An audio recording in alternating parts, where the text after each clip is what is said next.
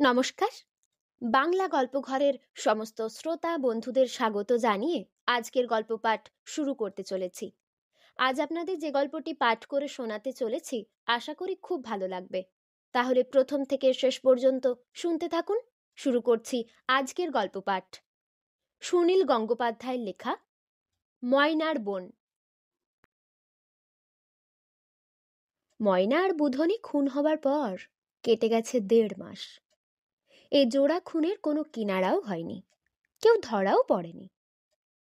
কে খুন করেছে তা সবাই জানে, পুলিশও জানে নিশ্চয়ই, কিন্তু পুলিশের খাতায় খুনের উল্লেখই নেই। লেখা আছে অজ্ঞাত কারণে মৃত্যু। দুজন মানুষ, বিশেষত দুটি যুবতী মেয়ে খুন হলে পুলিশ কত রকমের তদন্ত করে, কুকুর আনে, ডিটেকটিভরা গোপন অনুসন্ধানে লেগে যায়। এসব থাকে গল্পের বইয়েতে, কিংবা শহরে হয় বোধহয় ওই রকম। গ্রামের গরিব ঘরের দুটি মেয়ে কেন মরল, কিভাবে মরল, তা নিয়ে কেউ মাথাই ঘামায় না। 2-4 দিন পর সবাই ভুলে যায়। অসুখে ভুগে মৃত্যু হলে তবু বাড়ির লোকেরা কয়েকদিন কাঁদে, কিন্তু খুন টুনের ব্যাপার হলে বাড়ির লোকেরা জোরে শোক প্রকাশ করতেও তো ভয় পায়, কেননা খুনিরা তখনও নজর রাখে সে বাড়ির ওপর। শুধু মিলন সমিতির লোকজনেরাই সে মৃত্যু মেনে নিতে পারেননি। সে সমিতির পরিচালক জীবনদা থানায় ঘোরাঘুরি করেছেন কয়েকবার, এসডিওর কাছেও সুবিচার চেয়েছেন। এসডিও কিংবা থানার দারোগা কেউই খারাপ ব্যবহার করেন না জীবনদার সঙ্গে। খাতির করে বসতে বলেন, চা খাওয়াতে চান। এসডিও ভদ্রলোকের ব্যবহারটা খুব সুহৃদয়। তিনি বলেন, এর মধ্যে ফাউল প্লে আছে তা তো বুঝতেই পারছি, কিন্তু থানার রিপোর্ট না পেলে আমি কিছু করতে পারি না। এসডিপিও সাহেবকে খোঁজ নিতেও আমি বলেছি। থানা দারোগার নাম সুকোমল নন্দী। নিশ্চয়ই বাবা মা অনেক আশা করে এই নাম রেখেছিলেন। এরকম নিষ্ঠুর মানুষ কদাচিৎ দেখা যায়। ব্যবহারে অবশ্য তা বোঝবার উপায়টি নেই। নিজে চায়ের কাপ নিয়ে এসে রাখেন জীবনদার সামনে টেবিলের ওপর। সুকোমল নন্দীর একটাই কথা, খুনের প্রমাণ কোথায় বলুন তো? ময়না আর বুধনির বাড়ি ছিল প্রায় পাশাপাশি, মাঝখানে শুধু কয়েকটা খেজুর গাছ। ময়না বিয়ের 2 বছরের মধ্যেই বিধবা, বুধনির বিয়েই হয়নি। ওরা দুজনেই তাঁত বোনা শিখেছিল মিলন সমিতিতে। একদিন ভোরবেলা দেখা গেল একটা জলার ধারে পড়ে আছে ওদের মৃতদেহ। দিনু নামে একজন জেলে ওই 7 সকালে মাছ ধরতে গিয়ে ওদের দেখতে পায়। কারো শরীরেই কোনো গুলির দাগ বা ছোড়াছুরির কোনো ক্ষত নেই। দারোগা বললেন, আত্মহত্যা, বুঝলেন স্যার, আত্মহত্যা ছাড়া আর কি হবে বলুন তো? জীবনদা বললেন, আত্মহত্যা? দুজনে একসঙ্গে? আমাদের সমিতিতে আসতো, বেশ ভালোই কাজ শিখেছিল, সকলের সঙ্গে হেসে কথা বলতো, খামোকা হঠাৎ আত্মহত্যা করতে যাবে কেন বলুন? দারোগা বললেন, মানুষ কেন যে আত্মহত্যা করে তা অনেক ক্ষেত্রেই জানা যায় না, হয়তো ওদের প্রেম ঘটিত কোনো ব্যাপার ছিল। প্রেম শব্দটা শুনে জীবনদা ভুরু কুঁচকে রইলেন কয়েক মুহূর্ত। ময়না আর বুধনির জীবনে প্রেমের মতন শৌখিন ব্যাপার একেবারেই অবাস্তব। দুজনেরই তেমন রূপ বা স্বাস্থ্য কিছুই ছিল না। জীবনদা বললেন, আত্মহত্যা? শেষ রাতে একটা জলার ধারে এসে আত্মহত্যা করবে কেন? এর কোনো যুক্তি আছে? একগাল হেসে দারোগা বললেন, এই দেখুন, আবার যুক্তির কথা বলছেন। মেয়েরা কখন কি করে, কেন করে, তা বোঝার শিবের বাপেরও সাধ্য নেই। ওরা কেন বিছানায় শুয়ে আত্মহত্যা করেনি, কেন গলায় দড়ি দিয়ে ঝোলেনি, কিংবা গায়ে আগুন দেয়নি, তা বোঝার আর তো কোনো উপায় নেই। হয়তো ওদের বাড়ির লোকেদের ঝামেলায় ফেলতে চায়নি। সারা শরীরে কোনো ইনজুরি তো নেই, কি করে খুনের কেস বলবো বলুন?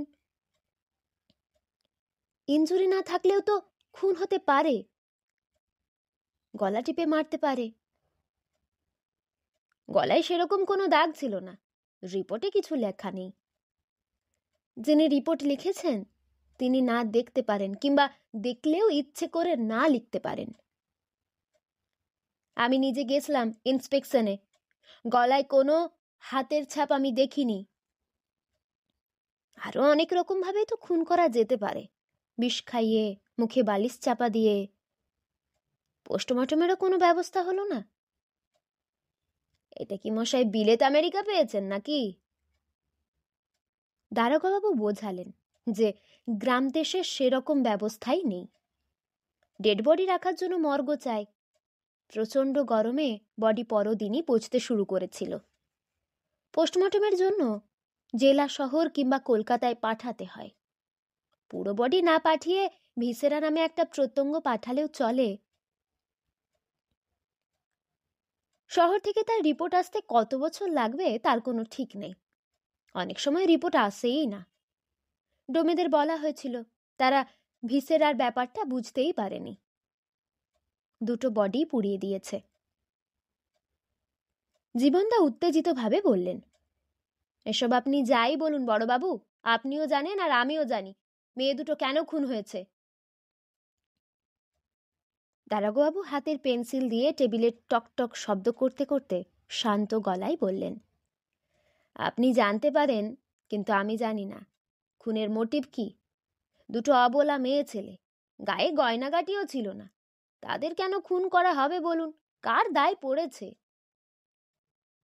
জীবনদা বললেন, তার কারণ আমাদের সমিতিতে যোগ দেওয়ার আগে ওরা দুজনে মদ বিক্রি করত, জেলেপাড়ায় চুল্লুর ঠেকে বসত। দারোগাবাবু ভুরু তুলে সবিস্ময়ে বললেন, তাই নাকি? জীবনদা বললেন, আপনি এটা জানতেন না? এখানে চুল্লুর ঠেক যেন দিন দিন বাড়ছে, তা জানেন আশা করি। তা জানি, আমরা মাঝে মাঝে রেড করি, ব্যাটাদের ধাওয়া করে দূর করে দিই। না, ওদের দূর করে দেন না, এক জায়গা থেকে সরে অন্য জায়গায় বসতে বলেন। ওদের কারবার ঠিকই চলছে। এ তো হলো অন্য কথা। আগে বলুন, মেয়ে দুটো চুল্লু বিক্রি করতো বলেই খুন হলো কেন? আমি তো এর মানে কিছুই বুঝতে পারছি না। তাও একজন নয়, দুজনে একসঙ্গে। এর মানে খুবই সোজা, চুল্লু বিক্রি করলে ওরা খুন হতো না। আরও তো কত মেয়ে চুল্লু বেচে। শুধু ওই দুজন চুল্লুর ঠেক ছেড়ে দিয়ে যোগ দিয়েছিল আমাদের সমিতিতে। ওই নোংরা কাজের মধ্যে জড়িত না থেকে ওরা সৎ হতে চেয়েছিল। তাঁতের শাড়ি বোনা শিখে নিজেরা উপার্জন করতে পারত। তা বেশ তো, আপনাদের সমিতির ওপর যাতে কখনো হামলা না হয় আমরা সেদিকে নজর রাখি। সে কথা হচ্ছে না। আমাদের সমিতির ওপর হামলা করার সাহস কারুর নেই। যাতে চুল্লুর ঠেক ছেড়ে আর কোনো মেয়ে আমাদের সমিতিতে আসতে না চায়, সৎ পথে ফিরতে না চায়, তাই ওই দুটি মেয়েকে খুন করে অন্যদের ভয় দেখানো হলো। এসব দাদা আপনি গল্প বানাচ্ছেন। প্রথমত খুনেরই কোনো প্রমাণ নেই। সে প্রমাণ আপনারাই লোপ করেছেন। কারা খুন করেছে তাও আপনি ভালো করেই জানেন। বটে? তাহলে আপনিই বলে দিন না। যারা চুল্লুর ব্যবসা চালায়, কার্তিক আর দুলাল, যাদের পান্ডা, দুলালের সঙ্গে আপনার খুবই দহরম মহরম আছে শুনেছি। শুনেছেন? তা বেশ করেছেন। এবার আমার নামে রিপোর্ট করুন ওপরওয়ালার কাছে। লিখুন যে আমি ঘুষ খাই। লিখুন লিখুন, ভালো করে লিখুন। তবে একটা কথা আপনাকে বলে দিই দাদা, আপনি কার্তিক আর দুলালের নাম করলেন, ওদের আড়ালে কে কে আছেন তা জানেন কি? জানেন চুল্লুর ব্যবসা মানে কত কোটি টাকার ব্যবসা? এসব জানার চেষ্টা করুন। মিলন সমিতিতে যোগ দিয়ে ময়না আর বুধনি তাঁতের কাজ শিখে কিছু হাত খরচ পেতে শুরু করেছিল। চুল্লুর থেকে রোজগারের চেয়ে তা কিছু কম হলেও এই উপার্জনে তার আনন্দ ছিল বেশি। চুল্লুর থেকে বসবার সময় তাকে অনেক অপমান সহ্য করতে হতো। নেশার ঝোঁকে কেউ কেউ তার হাত ধরে টানত। মিলন সমিতিতে চমৎকার হাসি খুশি পরিবেশ। কাজের সঙ্গে সঙ্গে গান গাওয়া হতো। এই উপার্জনের টাকায় ময়না তার ভাই বোন নতুন জামা কাপড় কিনেছে। কখনো কিনে আনতো পাটালি গুড়, ফুলকপি। চাল ডাল কিনেও সংসারে সাহায্য করত। একবার শখ করে বেশি দাম দিয়ে কিনে এনেছিল মুগের ডাল। এর আগে বাড়িতে কখনো মুগের ডাল রান্না হয়নি। ময়নারা 4 ভাই বোন। তার মধ্যে বড় দাদা আসানসোলে কিছু একটা কাজ নিয়ে চলে গেছে, এবারের সঙ্গে কোনো সম্পর্ক রাখে না। অন্য ভাই বোন দুটি ছোট। মা নেই, নিজস্ব জমি জিরেও নেই। বাবা অন্যের জমিতে মজুরি করে। ময়নার মৃত্যুতে শোক করবার চেয়ে বেশি দুশ্চিন্তা হলো অভাব নিয়ে। ময়নার উপার্জনটুকু বন্ধ হয়ে গেল, সেই অভাবটা ভরাট হবে কি করে? বুধনীদের সংসারে অনেক লোক, 3টি বাচ্চাকে নিয়ে 11 জন। সেই জন্য একজনে চলে যাওয়াটা বেশি টের পাওয়া যায় না, কিন্তু ময়নার অভাবে তাদের বাড়িটা যেন ফাঁকা হয়ে গেছে। ময়নার পরের বোনের নাম সতী। সবে মাত্র সে 17ই পা দিয়েছে। সতী স্কুলে 5 ক্লাস পর্যন্ত পড়েছে, তারপর পড়া ছেড়ে দিতে হয়েছে, কারণ বড় স্কুলে অনেকটা দূর, হেঁটে যাওয়া যায় না। বাসে কিংবা ভ্যান গাড়িতে চেপে স্কুলে যাওয়ার প্রশ্নই ওঠে না। সে এখন বাড়িতে বসে বড়ি দেয়, ঘুঁটে দেয়, তার উপার্জন যৎ সামান্য। জীবনদা মাঝে মাঝে আসেন এ বাড়িতে। একটা সাইকেল নিয়ে তিনি গ্রামে গ্রামে ঘুরে বেড়ান। ভয়ের কিছু নেই। আশ্চর্য ব্যাপার, আজ পর্যন্ত কেউ তার গায়ে হাত তুলতে সাহসই পায়নি। রাজনীতির ছেলেরাও তাকে সমীহ করে, কারণ তিনি কোনো দলেই নেই। মিলন সমিতি তার ধ্যান জ্ঞান। এই সমিতির এমনই সুনাম হয়েছে যে খবরের কাগজে লোকেরা প্রায় সেই সমিতির কাজকর্ম দেখতে আসে। জীবনদার ইচ্ছে সতীকে তিনি তাদের সমিতির কাজে লাগিয়ে দেবেন। সেও সেখানে নানা রকম হাতের কাজ শিখে স্বাধীনভাবে উপার্জন করতে পারবে। শেখার সময়ও সে পাবে হাত খরচ। সতীর বাবা তাতে কিছুতেই রাজি নয়। আবার এই বিপদের ঝুঁকি নেওয়া যায়? ময়নাকে যারা মেরেছে তাদের কোনো শাস্তিই হলো না, এরপর তারা সতীকেও যদি মারে? জীবনদা বললেন, ওইসব গুন্ডা বদমাইশের কাছে হার স্বীকার করতে নেই, তাতে ওরা আরো বেড়ে যায়। আমাদের সমিতির লোক সতীকে নিয়ে যাবে, আবার বাড়ি পৌঁছে দেবে, ভয়ের কিচ্ছু নেই। ময়নার বাবার নাম ফটিক। তার চেহারাটা বড়, কিন্তু বুকে হাঁপানির রোগ আছে। শীতকালেও সে গায়ে কোনো জামা রাখতে পারে না। মেজাজটা সবসময় খিটখিটে হয়ে থাকে। সে বলল, আমারে মাফ করবেন দাদা, আপনি ভালো কাজ করতেছেন তা জানি, কিন্তু ওসব আমাদের সহ্য হবে না। যেমন করে পারি এ মেয়ের আমি বিয়ে দিয়ে পার করে দেব। জীবনদা ধমক দিয়ে বললেন, মেয়ে কি কুকুর বেড়াল নাকি যে পার করে দেব? সতীকে বরং ডাকো, জিজ্ঞেস করে দেখি ও কি চাই। ও যদি রাজি থাকে। সতী মেয়েটি আরো অল্প বয়স থেকেই চুপচাপ স্বভাবের। তার কোনো চাহিদা নেই, দাবি নেই। এতদিন ভোঁড়া খোঁড়া ফ্রক পরে থাকত, এখন শরীর বাড়ন্ত হয়েছে, শাড়ি না পরলে চলে না। মিলন সমিতি থেকে টাকা পেয়ে ময়নার শখ করে নিজের জন্যও একটা শাড়ি কিনেছিল। খুন হওয়ার রাতে ভাগ্যিস সে শাড়িটা তার পরনে ছিল না।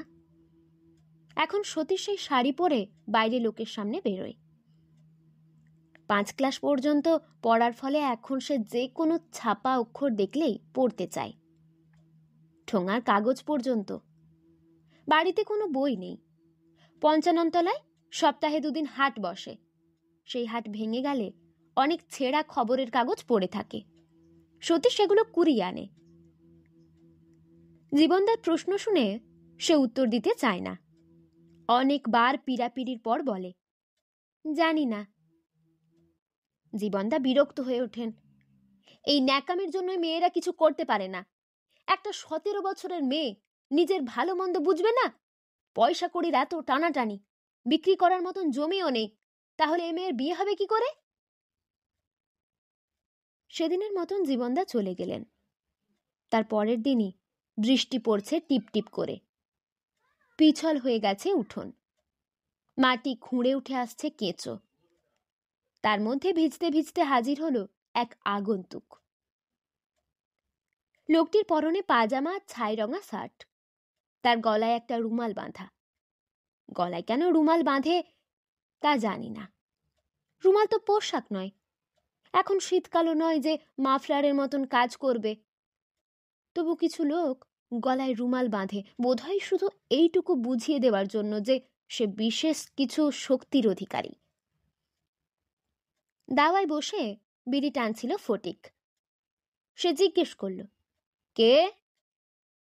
লোকটি নিজের পরিচয় না দিয়ে বলল, আমায় দুলালদা পাঠিয়েছে। বৃষ্টির দিনে ফটিকের হাঁপানি বাড়ে, তাতে আরও মেজাজ খারাপ হয়। বৃষ্টির জন্য মাঠের কাজও বন্ধ। সে বলল, কোথাকার দুলাল? লোকটি সেই দুলালেরও পরিচয় না দিয়ে বলল, আমি কালকেপুর থেকে আসছি। আপনার মেয়ে হঠাৎ মারা গেছে শুনেছি। সে কিছুদিন দুলালদার বিজনেসে কাজ করেছে, তা দরুন কিছু টাকা পাওনা আছে, সামনের হপ্তায় পেয়ে যাবেন। আর আপনার আরেকখানা মেয়ে আছে, তাকে দুলালদা কাজ দেবে বলেছে। আমার সঙ্গে যদি যাই। টাকা পাওয়ার কথা শুনে প্রথমে একটু উৎসাহিত হলেও পরের কথাটাই চমকে উঠল। আমার মেয়ে তোমার সঙ্গে যাবে? কোথায় যাবে? ওই যে বললুম, দুলালদা তাকে কাজ দেবে বলেছে। শুধু শুধু বাড়িতে বসে থাকবে কেন? কাজ দেবে? চুল্লুর ঠেকে বসবে? রাত বিরেতে বাইরে থাকবে? না, যাবে না, যাবে না, যাবে না। আমার টাকার দরকার নেই। আমার মেয়ে বাড়িতেই বসে থাকবে, তাতে তার কি? হ্যাঁ? ফটিক নিজের চুল্লুর নেশা করত সব সময়, এক সময়। রোজগারের বেশিরভাগ অংশই বাড়িতে আনতে পারত না। ময়নার মৃত্যুর পর সে আর চুল্লু ছোঁয়নি। তার মনে হয় ওই চুল্লুর মধ্যে মিশে আছে তার মেয়ের রক্ত। লোকটি বলল, ওখানে না, দুলালদা নিজের বাড়িতে কাজ দেবে বলেছে। কোথা থেকে দারুণ সাহস পেয়ে গেল ফটিক, তা কে জানে। সে হঠাৎ চেঁচিয়ে বলল, নিকল, নিকল সালা, আমার বাড়ি সে নিকল। আমার মেয়ে কারুর বাড়িতে কাজ করতে যাবে না। ওকে আমি মিলন সমিতিতে পাঠাবো। হ্যাঁ, পাঠাবোই তো। গলায় রুমাল বাঁধা লোকটি একটুও উত্তেজিত না হয়ে আরো কাছে এগিয়ে এসে বলল, শুধু মুধু চেঁচাচ্ছেন কেন? দুলালদা আপনাদের ভালোর জন্যই বলেছে। আপনার মেয়ে কাজ করলে টাকা পাবে। আপনি পাঠাতে চান না, পাঠাবেন না, তবে আর একটা কথা জেনে রাখুন, ওই মিলন সমিতি ফমিতি টিকবে না, উঠে যাবে। একটা কথা শুনুন, মেয়েটা আমার সঙ্গে চলুক, ওখানে গিয়ে দেখুক কাজটা তার পছন্দ কিনা। পছন্দ না হলে ফিরে আসবে। দুলালদা ওকে নিয়ে যেতে বলেছে। ফটিক কিছুতেই পাঠাতে রাজি নয়। সে আরও চেঁচামেচি শুরু করলো। এর মধ্যে বেরিয়ে এলো সতী। তার হাতে একটা পুঁটুলি, পরনে ময়নার সেই শাড়ি। সে মৃদু গলায় বলল, বাবা, আমি যাব, আমি কাজ করব। স্তম্ভিত ফটিক প্রথমে কোনো কথা বলতে পারল না।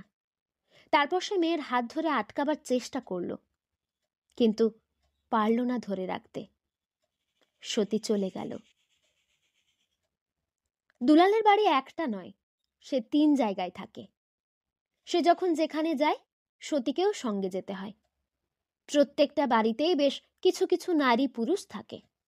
সকলেই কি সব কাজে যেন ব্যস্ত, তা সতী ঠিক বুঝতে পারে না। এসব নারী পুরুষরা তার গ্রামের চেনাশোনা মানুষদের মতন নয়।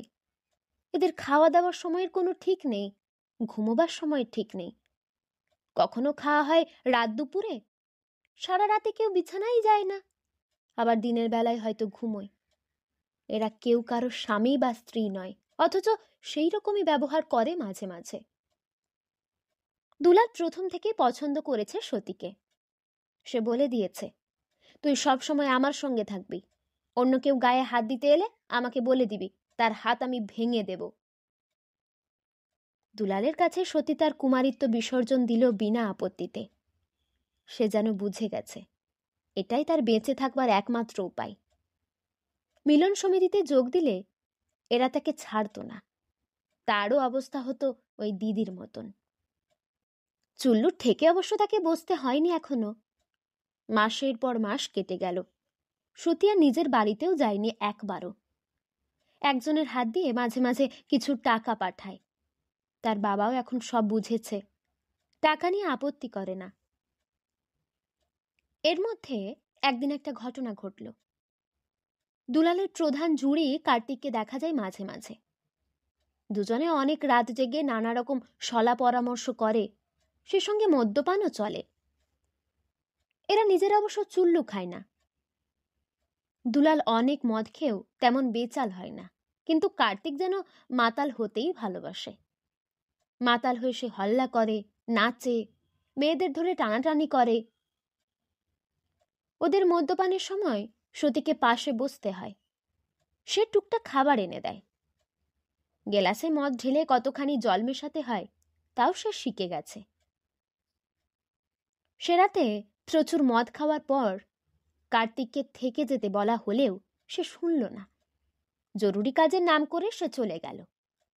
তার জিপ গাড়ি আছে, নিজেই চালায়, কোনোদিনও অ্যাক্সিডেন্ট করেনি। সে রাতেও কার্তিকের জিপ ঠিকই চলছিল। হঠাৎ তার বমি পেয়ে গেল। একটা জঙ্গলের ভেতর দিয়ে রাস্তা। বমি পাচ্ছে, কিন্তু বমি বেরোচ্ছে না। প্রবলভাবে ওয়াক ওয়াক শব্দ করতে করতে সে গাড়ি থামাতে বাধ্য হলো। নিচে নামতে গিয়ে সে পড়ে গেল ধপাস করে। 2-1 মিনিট ছটফটিয়ে একেবারে স্থির। পরদিন কি করে যেন রটে গেল কার্তিককে মাঝরাত্রিরে জঙ্গলের মধ্যে ভূতে মেরে ফেলেছে। এর আগে কত বেশি মদ খেয়েছে সে, এমনভাবে কেন মরতে যাবে? পূর্ণিমা নামের একটি মেয়ে চুপি চুপি সতীকে বলল, বেশ হয়েছে, ঠিক হয়েছে, ওই কার্তিক হারামজাদাটাকে মেরেছে ময়না আর বুধনির ভূত। ওদের তো কার্তিকটাই গলা টিপেছিল। পূর্ণিমা 3টে চুল্লুর ঠেক চালায়, নিজেও খুব নেশা করে। সে নাকি দুলালের ডান হাত, কিন্তু সে মনে মনে এদের এত ঘেন্না করে তা সত্যি কল্পনাও করেনি। কার্তিকের মৃত্যু সংবাদ শুনে খুব ভয় পেয়ে গেল দুলাল। 3 দিন সে বেরুলোই না ঘর থেকে। সত্যি কার্তিককে ভূতে মেরেছে? ময়না বুধনির ভূত এসে প্রতিহিংসা নিচ্ছে? কার্তিক ওদের গলা টিপে ধরেছিল, আর দুলাল একটা বালিশ চাপা দিয়েছিল ওদের মুখে। 3 দিন পরে একটু ঠিক হলেও সন্ধ্যের পর আর একা কোথাও যায় না দুলাল। বেরুলেও তাড়াতাড়ি ফিরে আসে। সতীকে নিয়ে ঘরে খিল দেয়। মনে মনে তার ধারণা হয়েছে সতী কাছে থাকলে ময়না এদিকে এগোবে না। আরও কয়েক মাস পরে সতী একদিন বমি করল। সে মদ খায় না, এ অন্যরকম বমি। পূর্ণিমা বলল, এই রে, পেট বাঁধিয়েছিস? খসাতে গিয়ে মরে না যাস দেখিস। সতীর মরার খুব ভয়। সে বেঁচে থাকতে চায় যে কোনো উপায়ে। পূর্ণিমার কাছ থেকে সে জানল এখানে বাচ্চা কাচ্চা কেউ পছন্দ করে না, তাতে অনেক ঝামেলা। এক ডাক্তারবাবুর সঙ্গে পেট খসাবার ব্যবস্থা করা আছে। তবে পান্তু নামের একটি মেয়ে এই করতে গিয়ে নাকি মারা গিয়েছিল। আর যদি সতী তার সন্তানকে নষ্ট করতে না চায়, সে বাপের বাড়িতে ফিরে যাবে। পূর্ণিমা বলল, পাগল নাকি? এখানে একবার ঢুকলে আর বেরোনো যায় না, জানিস না? দেখ না, দুলাল তোকে আর বড় জোর বছরখানেক পেয়ার করবে, তারপর তোকে পাঠিয়ে দেবে অন্য একটা ডেরায়। সতী তার পায়ে ধরে অনুরোধ করল, এক্ষুনি যেন পূর্ণিমা তার গর্ভের অবস্থা অন্য কারুকে না বলে। এক রাত্রিরে সতী খুব নরমভাবে দুলালকে জিজ্ঞেস করল, তোমার বাবা হতে ইচ্ছে করে না? নিজের ছেলে কিংবা মেয়েকে কোলে বসিয়ে আদর করতে ইচ্ছে করে না?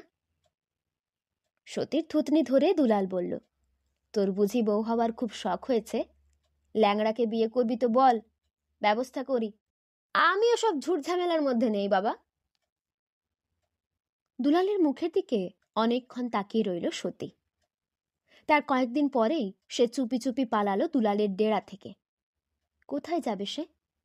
বাড়িতে ফিরলে দুলালের লোকজন ঠিক আবার ধরে আনবে। মাঝরাত্রিরে জানালায় টকটক শব্দ শুনে ঘুম ভেঙে গেল জীবনদার।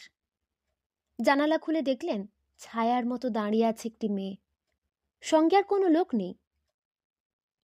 সতীকে তিনি একবার মাত্র দেখেছেন, তাই চিনতে পারলেন না। সতী বলল, আমি ময়নার বোন।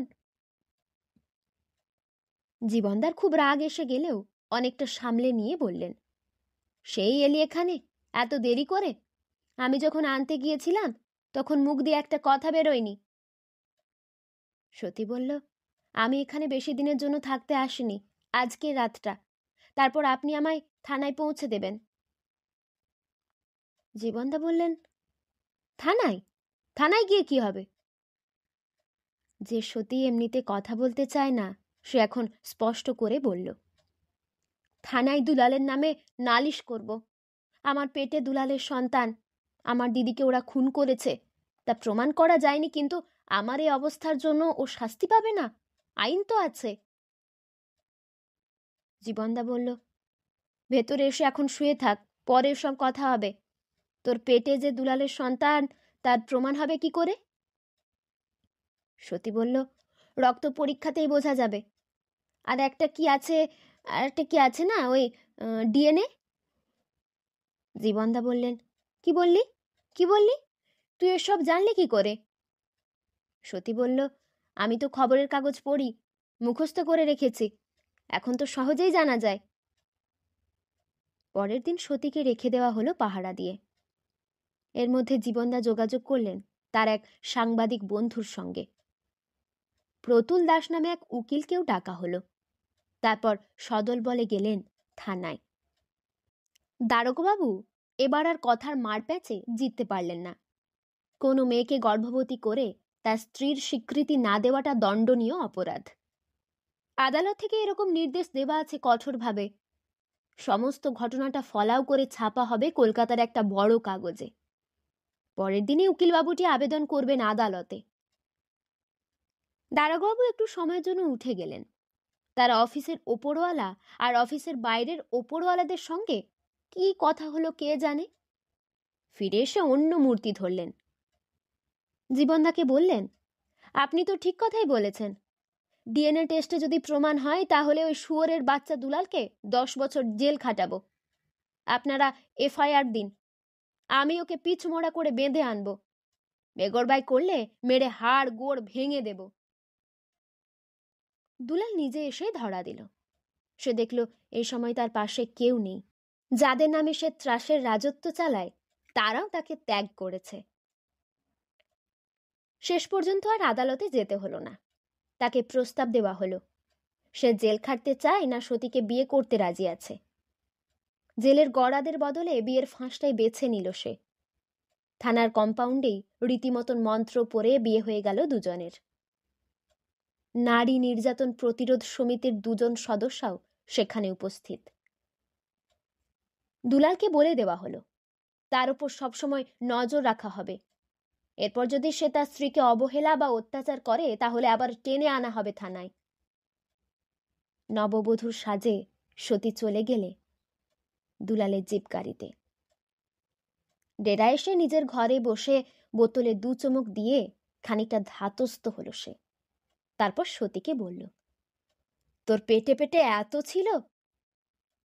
সতী বলল, আমার পেটে তোমার বাচ্চা, সেই আমাকে এই বুদ্ধি দিয়েছে। একটু থেমে সে শান্ত গলায় বলল, কার্তিককে আমি খুন করেছি, তার মদে বিষ মিশিয়ে দিয়েছিলাম। তোমাকেও আমি একদিন ওইভাবে মারতাম, কিন্তু এর মধ্যে আমার পেটে সন্তান এসে গেল যে, আমার সন্তানের বাবাকে আমি মারব কি করে? দুলাল চেঁচিয়ে, হঠাৎ কান্না মেশানো গলায় চেঁচিয়ে বলে উঠল, তোর দিদিকে আমি মারতে চাইনি, বিশ্বাস কর। একটা ওয়ার্নিং দিয়ে ছেড়ে দিতাম, কিন্তু ওই হারামজাদা কেতোটাই, তুই বিশ্বাস কর। সতী বলল, বিশ্বাস করলাম। এ দেখো, আমার পেটে তোমার সন্তান সব শুনছে, ও নড়ছে, হাত দিয়ে দেখো। দরজার বাইরে দাঁড়িয়ে আছে অনেকে। তাদের মধ্যে থেকে পূর্ণিমা জোরে বলে উঠল, কি গো, বিয়ে হলো, ফুলসজ্জা হবে না? এই যে ফুল এনেছি, বিছানায় ছড়িয়ে দে সতী। জানালা দিয়ে কেউ একগুচ্ছ ফুল ছুঁড়ে দিল খাটের ওপর। এতক্ষণ শুনছিলেন সুনীল গঙ্গোপাধ্যায়ের লেখা ময়নার বোন গল্পটি।